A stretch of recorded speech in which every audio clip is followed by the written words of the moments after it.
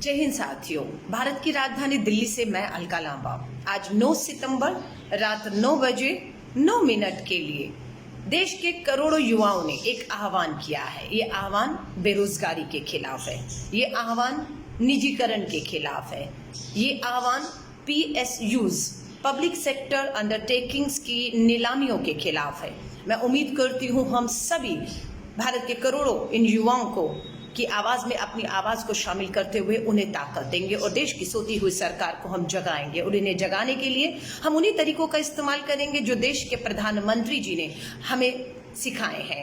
हम आज रात 9 बजे थाली बजाएंगे, ताली बजाएंगे, शंख बजाएंगे, घंटी बजाएंगे, दिए जलाएंगे और हो सके तो मोबाइल की अपनी टॉर्च को भी जलाएंगे। इन सभी तरीकों को हम अपनाते हुए देश के करोड़ों युवाओं की इस आवाज को हम सरकार के कानों तक पहुंचाएंगे ताकि ये युवा हताश निराश ना हो सके, अपनी लड़ाई, अपने हक अधिकारों की लड़ाई को यूं ही लड़ता रहे। और मैं उम्मीद करती हूं इस मुहिम में 9 सितंबर आज के दिन रात 9 बजे 9 मिनट के लिए आप अपने अपने तरीकों से शामिल होंगे। मेरी शुभकामनाएं देश के करोड़ों युवाओं के साथ है।